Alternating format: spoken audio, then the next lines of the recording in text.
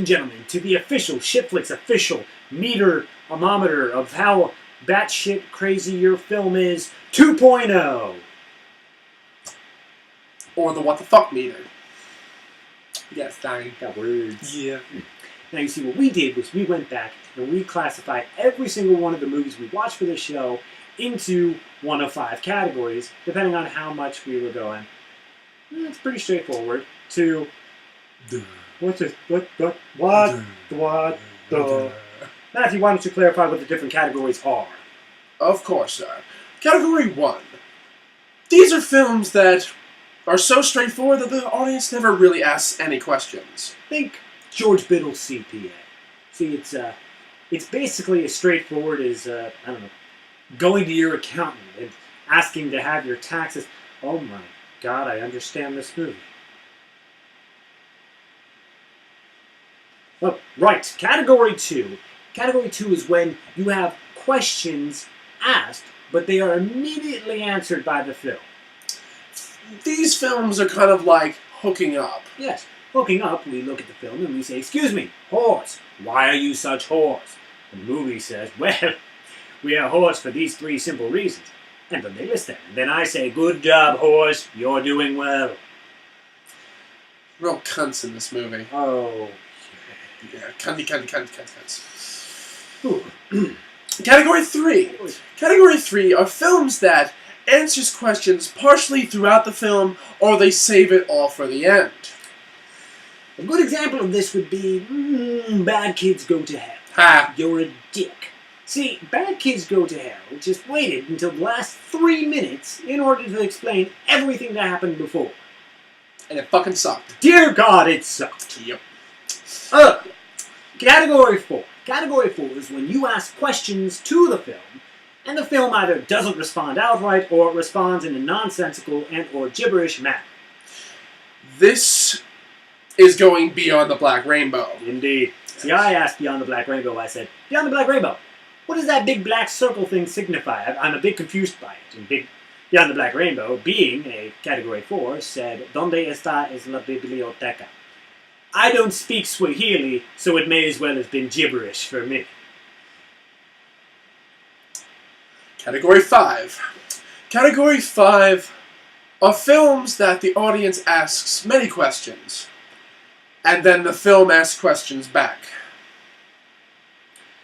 A good example of this is the film we watched today. Francis Ford Coppola's latest film, Twixt. Look, I know we should get into the review now, but do you think we should tell them about it? They're gonna find out anyway. Indeed they are. Ladies and gentlemen, there is one more category that films of a certain nature can fall into. A dark and careless place. These are films where you are questioning the very existence of such an abomination in our physical world. This is what happens when you divide by 0.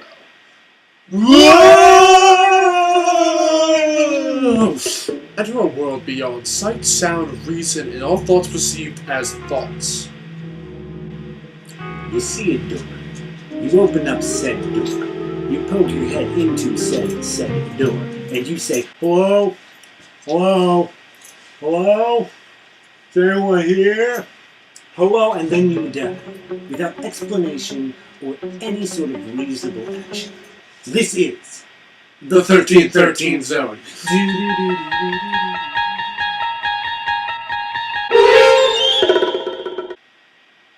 I don't understand why we don't have more subscribers. It fucking baffles me. This is fucking gold. We are working for you people. All of you. Yeah.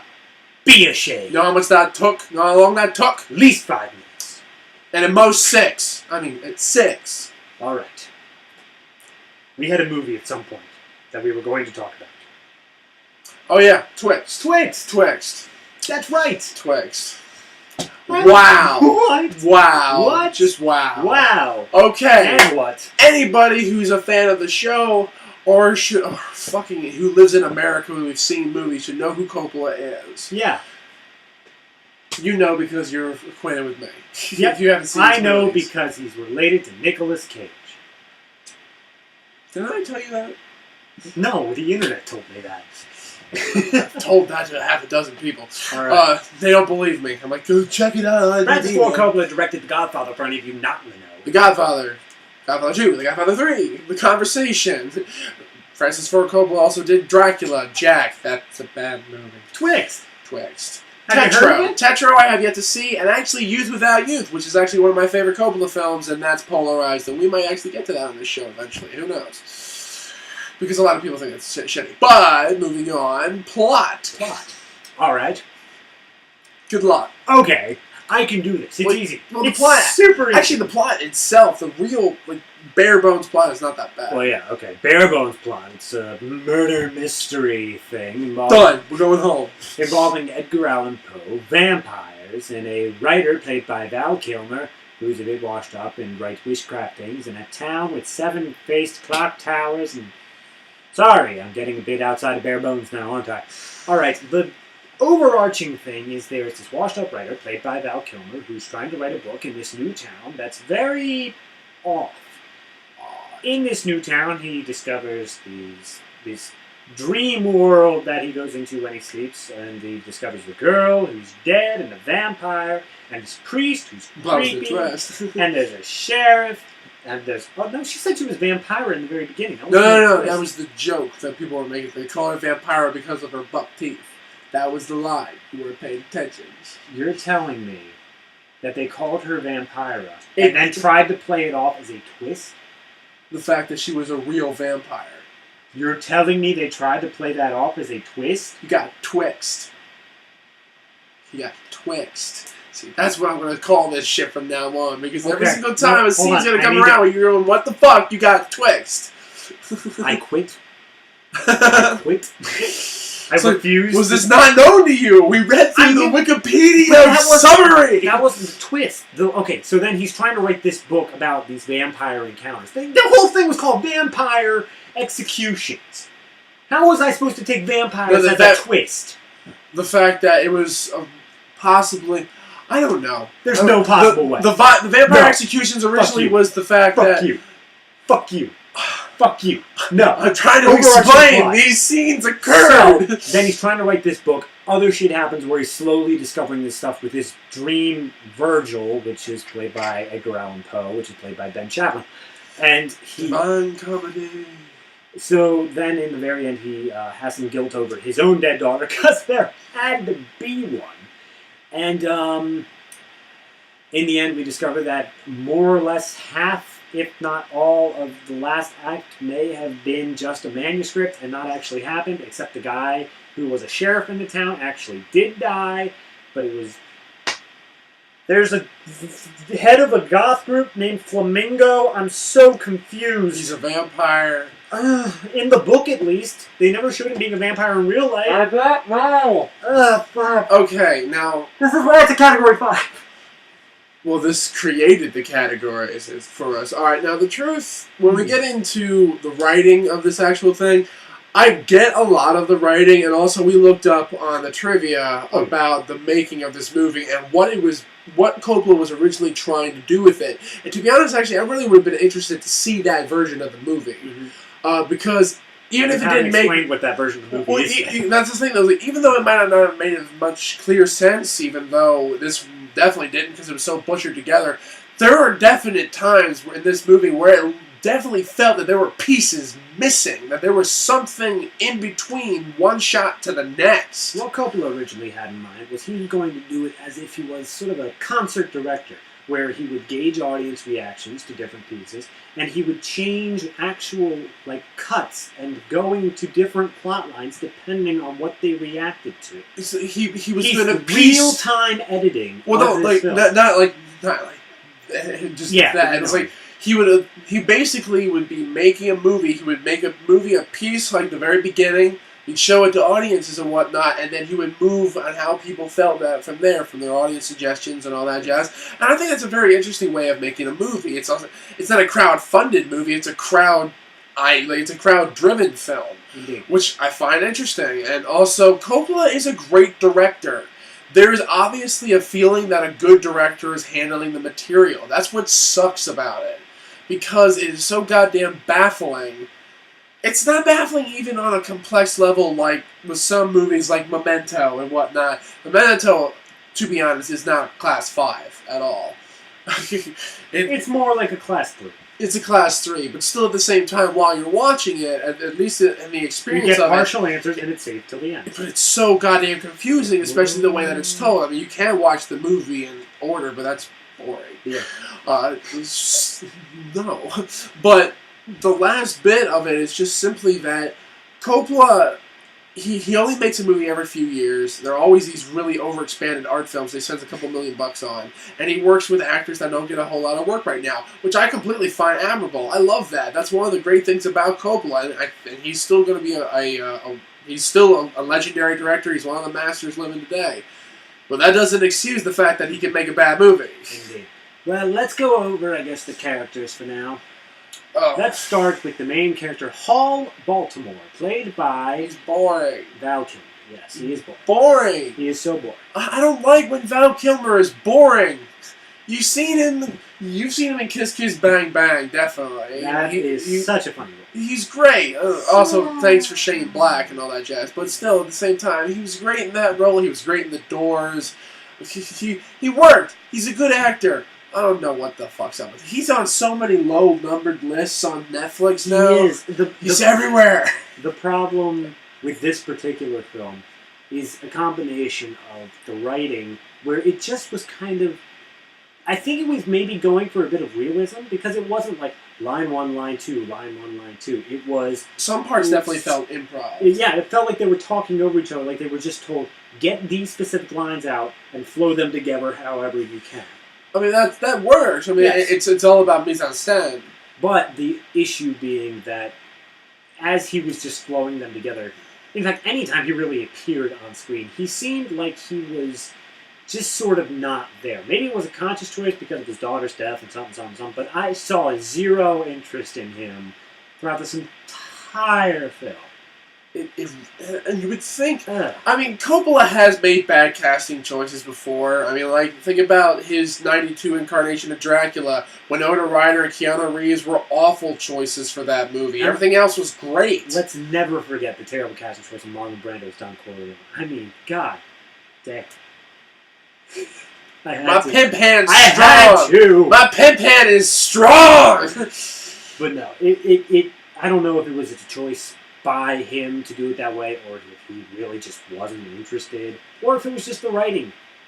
But even then, an actor should be able to do something with writing. And Coppola is a good writer, too, but at the same time, though, I mean, the writing, I feel, was supposedly trying to mimic the pulp novels that the writer in the movie was writing. You know, that he's called the dime store Stephen King, so he makes these the basement bargain bin bestsellers and whatnot. That's the basement bargain bin bestsellers. Say that 5 times fast. Nope. Don't. Nope. All right, moving on. The secondary character, I'm gonna go with V, played by Elle Fanning. Her real name was Virginia. Virginia, and they called her V. Well, actually, like, reasons. I don't know. Actually, I don't know. I don't know what happened. I can't explain anything because, like, it's a clusterfuck. It really is. All right, well, hold on. Just Elle Fanning right now. It's Dune. It's a wonderful mess. Elle Fanning was... She wasn't on screen long enough. No. When she first popped up, she was just there. Her introduction was interesting. It had some essence of mystery to it. I wanted to find out the story behind everything. But then she's, like, not seen for, like, almost the rest of the movie, except for a couple times in flashback. Edgar Allan Poe shows up more. Yeah, Edgar Allan Poe has more lines than her. And she's on the damn poster. Yep. To be fair, she does have more of a central plot role, but it's like the central plot role of Anthony Hopkins in Silence of the Lambs. Yeah. He shows up every once in a while. He's central. The thing is, but he doesn't show up that often. Well, the thing is, though, and that's the one reason why Silence of the Lambs works, is because also he was one of a centralized character, but at the same time, he wasn't a main character. He still was a supporting character. Yes. Clarice was the main character. So in this case, Val Kilmer was the main character indeed, but at the same time, though, the sheriff, Edgar Allan Poe, a fake Edgar Allan Poe in his head, had more screen time than the person who, A, is second billed, from what I know. To be fair, Elle Fanning is, like, beneath Val Kilmer, she is the biggest name. Yeah, and to be honest, actually, I would have been really interested to see how this went. But at the same time, there's not enough for me to really give her a good assessment. I find Elle Fanning to be, like Dakota, I find them both to be good actresses from what I've seen of them. But at the same time, though, in this movie, I can't really judge because she's not there that much. From what we have seen, it seemed kind of just like Val Kilmer's performance. She was just kind of turning it in. It didn't seem. It's kind of like if Anthony Hopkins and Silence of the Lambs had that one opening scene with Clarice and he wasn't in the rest of the movie. Yeah, see, that wouldn't be all. You had his intro, you got an essence of what the character is like, but then that's it. They don't show up for the rest. And then then she showed up at the very end of the movie, and we're like, we're expected to be scared. And done. Oh, that's another thing, too. This movie wasn't scary. We'll get into that. Coppola, you made Dracula. That fucking freaked me out when I was a kid. Next character we should cover is Edgar Allan Poe. I liked him. He was very interesting. He had very philosophy. Very philosophy. So much on like writing and stuff like that. He's like, here's how I wrote The Raven. I think it was because... First I cast John Cusack as me. No, we'll get to that eventually. That piece of shit. I don't think I can make it through it. But this I find that I feel that Francis Ford Coppola was trying to be a little too heavy-handed with the philosophy in this one. It wasn't heavy-handed. He dropped a brick. It's like and atom bomb. It's like and here we know how he writes a story. And like it's really hard to critique this movie because there are, like, if you take small sections, like scenes... Sorry, that dropped. It's like, if you take small pieces of this movie, small scenes of this movie are actually good. Mm-hmm. And there's chemistry there. They work back and forth. Like, the conversation that he's having with his wife when she's... She's got his Walt Whitman Leaves of Grass. One of the original 7. He's like, nope, I'm going to sell this. Like, you should be wearing the gloves right now. I'll get you the money. And I'm like, wow, what a bitch. But at the same I understand. Yeah. I understand.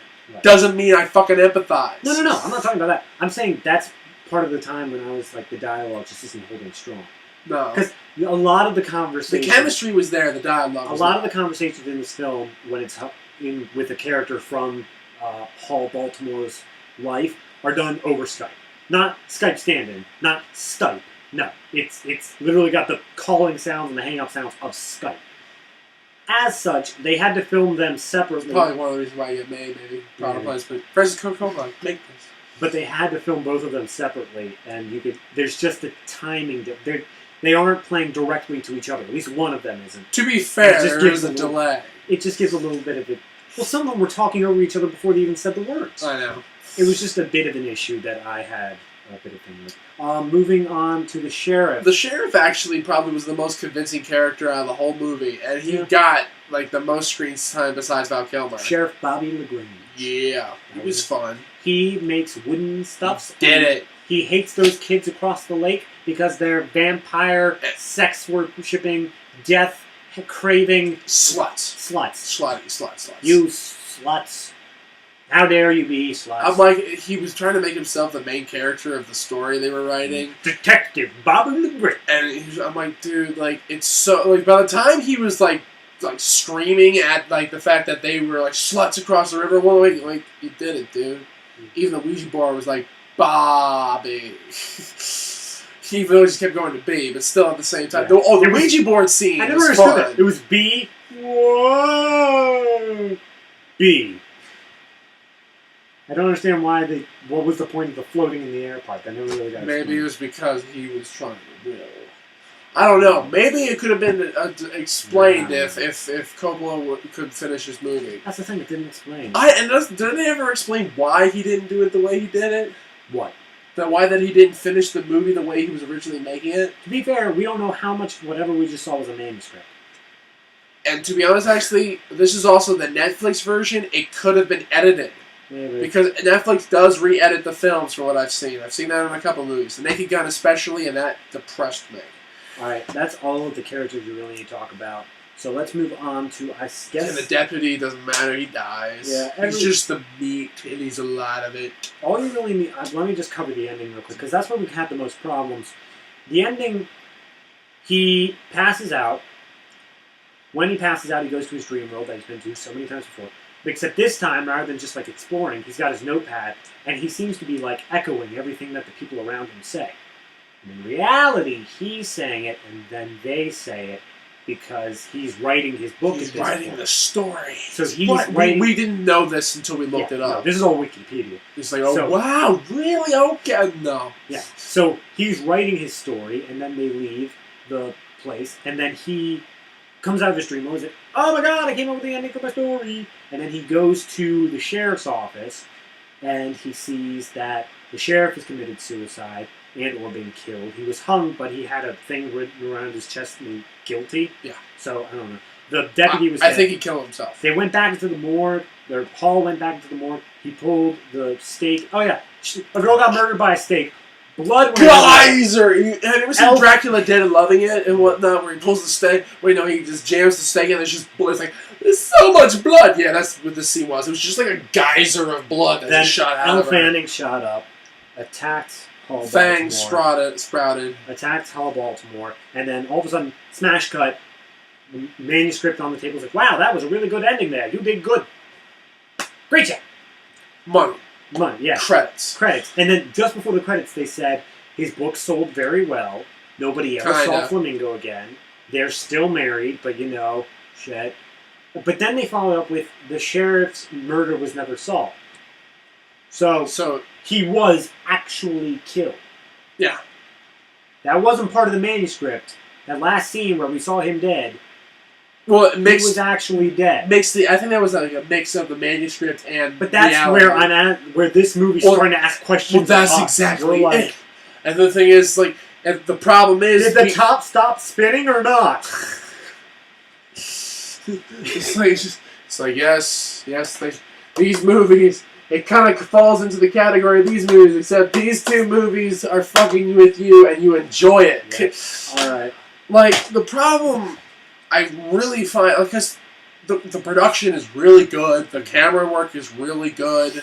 I had a problem. You had a lot of day for night. No. That was CGI shots and whatnot. That was graphic design. First, I thought it was day for night, and then I realized that they were going for that color scheme. The color scheme was very odd in this film. It went Sin City for a little while there when they were inside some whenever you're bar. inside the dream world, it was either entirely black and white or very, very muted colors. Blue, gray, save for the teal. Most vibrant of colors, of like red blood or yellow lemons they were showing. Those were the only colors that were color corrected to show up. They Jim Jones did, except instead of Kool-Aid, it was lemonade. There's like 50 different plot lines going on that all try to condense at the very end, but it's like making a mad dash for a fire exit. This movie was just under 90 minutes. So this movie was just under. This is an average length for a movie. This movie feels like it should have been twice this length. Yeah, to get everything in. Yeah, like this needed to be a 3-hour film. And to be honest, actually, if he really had a lot of time to work with these people, a lot of time to really evolve the characters and whatnot, I don't know exactly what happened. Maybe whatever happened and whatnot, it happened. This is the product of what we've come up with. But the ending result, if this movie had twice the length and all that time to develop it, and really focused on the fact that this was supposed to be a ghost story.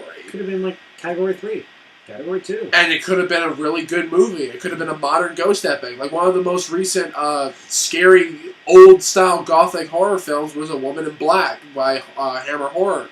And that one was all old-school scares. It was a slow movie, but still at the same time, it was like, I think it was like 90 minutes. But it managed to tell, but the thing is, it told a coherent, succinct story. There were lots of elements, but it branched off from the main story rather than have all these elements try to combine at one point. Because not everything is going to mesh. It's not Velcro. It doesn't just stick I to still itself. have no idea what happened to the priest character in reality. I still have no idea what Flamingo actually was and or I'm guessing he was a vampire. Because it was just that one scene when he bit her in the that blood. was a manuscript. I know. But the thing is, like, at the same time, like... Here's the problem. Yes, you have a problem when all of your plot threads come together in the end and some of them won't mesh. But you have an even bigger problem when in that moment you then, right afterwards, say, it may or may not have all just been the writer's dreams. In which case you're just like, okay, so literally what can I take from that? I have no idea. Wizard of Oz. Okay. Interesting comparison. Everything was a dream. But there aren't as many plot threads trying to be solved within that thing. In The Wizard of Oz, there are at most 3 plot threads. I know, that's the simplest version of it. You can also say, there's here a good one's Ink. I still don't entirely know what happened in Ink, but I love it. Watch it a couple times. It's a great film. Great film. Made for $250,000. Go support independent movies. Ding! But at the same time, it kind of like is all that. It has lots of different plot lines that all intercede at the end. But the problem is, the differences with Ink and Twixt is that Ink still has all these plot things that spawn off the original idea. It all has an inciting incident that brings everything together, and then it has a climax and a conclusion that everything is linked together. Twixt does not. It's kind of... it tries to make you believe that it should. I think I got a good comparison. Silent Hill. He arrives at this town, murders have happened, and it's essentially just trying to figure out what the fuck happened. Whereas in Silent Hill, it was focused more on the horror of the creatures that were created. This movie's trying to focus more on the mystery of itself.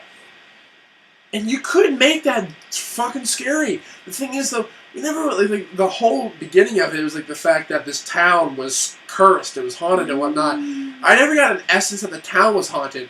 Most of the time, the haunting shit always occurred in the woods. And always happened away from the town. The only time that you ever thought that something was evil or something like that in the town was the clock tower. And I'm like, you could have done so much more with that clock tower. Oh, yeah. The clock tower with the 7 faces and every single one of them tells a different time. I'm like, you could have done so much with that idea. You could have gone all Twilight Zone on them and whatnot. You could have done something really interesting with it. But at the same time, just missed opportunities. You have potential, Francis. This film, we don't know... Take all those Oscars and make a good movie. Francis, as long as the IMDb info is correct, we don't know what Francis Ford Coppola's original vision for this film was. If this movie was recut by somebody else, whatever. For the way that the information put it, it seemed as though executive pressure basically said, make a single cut of this film now. And he was forced to cut out some things. As far as we can gather. That being said, I would have loved to see it the way that he intended to present this film.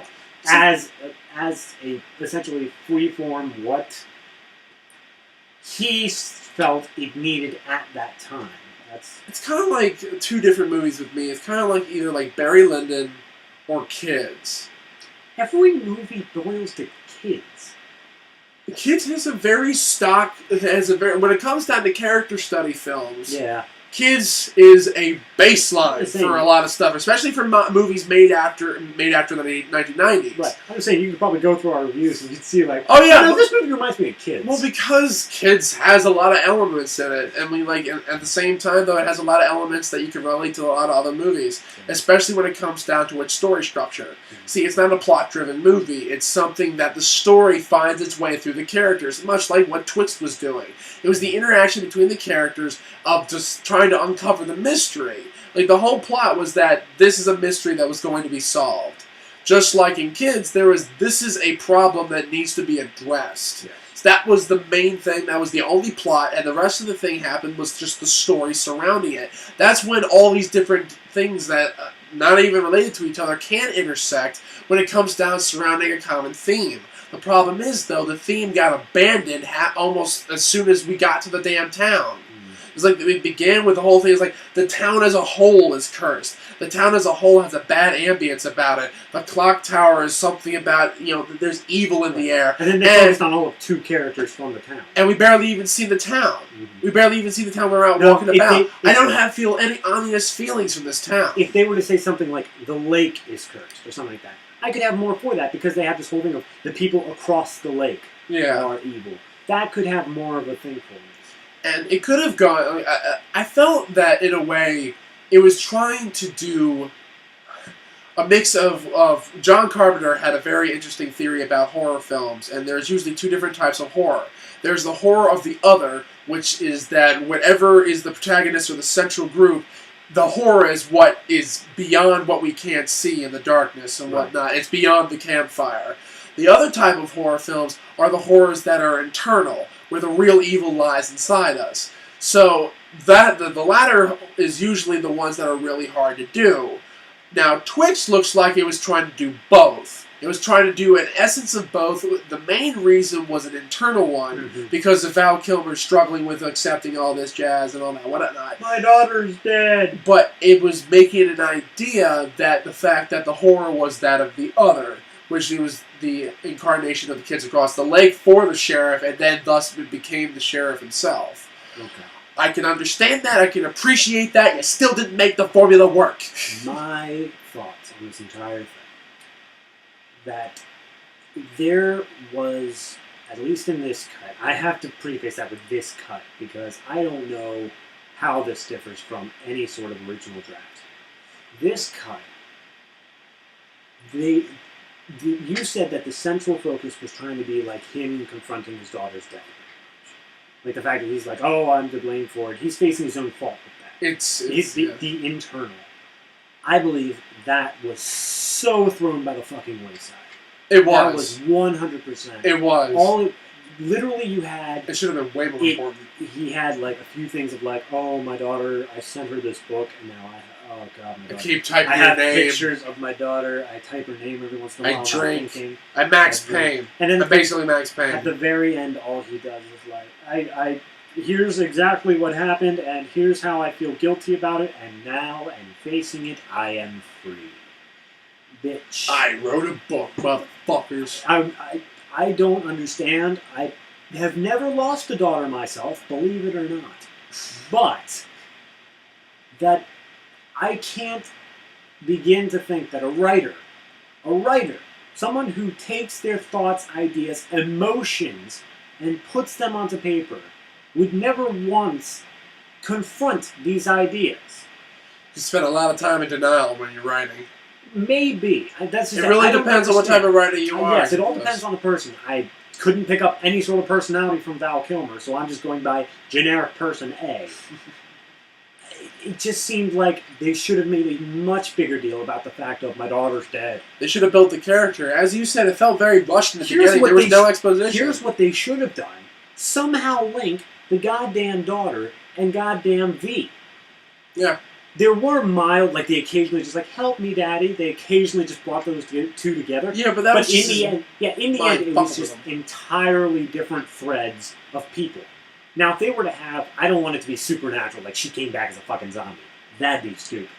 But I'm just saying, psychologically, link these 2 together. Find some type of connection. Yes.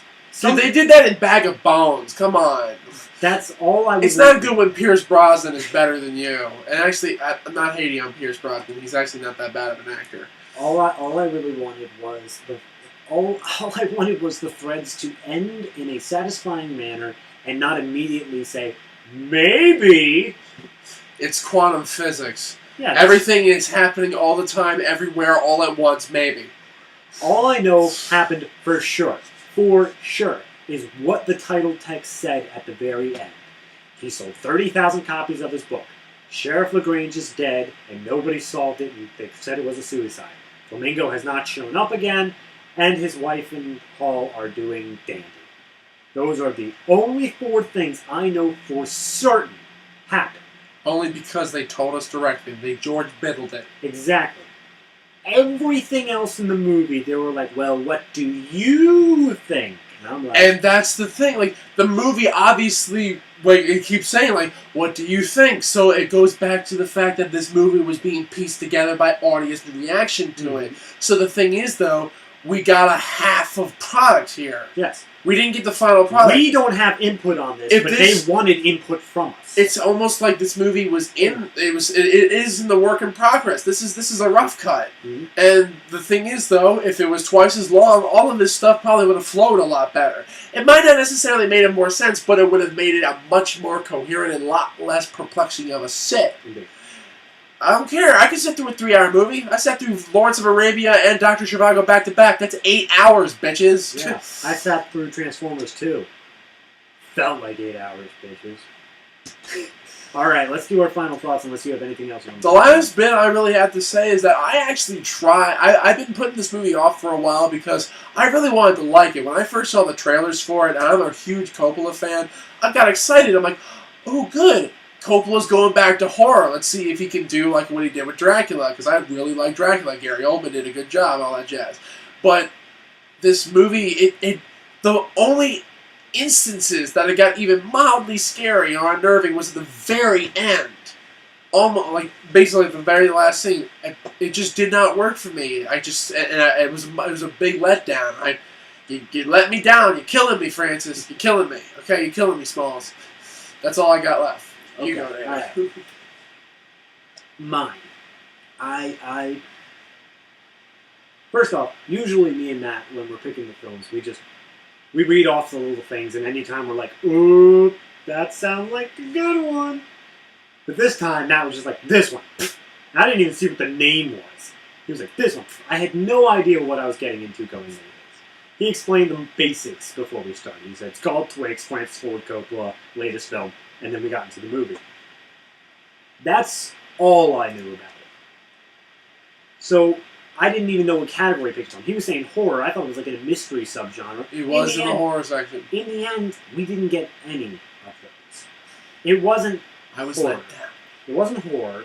The mystery wasn't solved because I'm still asking God knows how many questions, and the movie's just saying, it's interpreted. No, fuck you, movie. No, it's saying, no. What are you? Here's what I want from a good mystery film. The audience has to be presented the clues and have the ability to reach a verdict on their own with the clues presented. Whether it's the correct verdict or not, they have to have at least a reasonably high chance of getting to a verdict. A good detective story, actually, for one bit of it, is actually Death Note. Mm-hmm. It's a very good detective story because it asks a shit ton of questions about how all of this works, but it answers all of them in time. Indeed. So that's what I'm saying. You give us, we ask you questions, and you give us basic clues whenever it's necessary. This needs to be a Category 3. Yes. Basic indeed. detective is Category 3. Even if you save it all for the end, what I want is the Scooby-Doo. That's what I want. I Give want me the Scooby. I want you to show the different clues over time. You don't have to sit down and explain, well, hey, this looks like the same shoe size as Janitor Magoo. I don't want that. It's Old Man Withers. Exactly. And then he takes it off. It's Janitor Magoo. No. I want you to lay down the facts over time throughout a good story, and then when we reach the end, you say how the facts presented to this specific outcome. What we got, however, was you laid down like 3 facts that were just, the sky's blue. You didn't, like, not even relevant facts, at least it seemed like it. Life is good. And then, in the end, you said, now who do you think it was? What do you think happened? We're like, Something happened. someone was shot on the grassy knoll. What am I going for? Zapruder lied. Yeah, I just wanted some sort of closure to this film. Instead, what I got, the most amount of closure to this film, was a black screen with white text telling me what happened for reals. That shouldn't be closure. That shouldn't be. That is an epilogue. I'm okay with ambiguity in films. I love Inception. I love all those films where they make you think in the end of what actually happened. But they give you enough facts to go on to make an informed decision. Like, my favorite thing from Inception is the fan theory of, like, oh, his ring is actually his totem. And you can tell if he's in a dream or not, whether or not he has his ring. That's one of my favorite fan theories of all time, just because of how off the wall it is, but it has traction. It has ground. This, I don't even know where to start. We got into a conversation at the very beginning whether or not vampiring was a twist. That shouldn't be an issue that your movie has. Just make it a bit more clear. That's all I want. Because in the end, Twixt was the most confusing thing I have been subjected to in a long time. Taste the rainbow, bitches!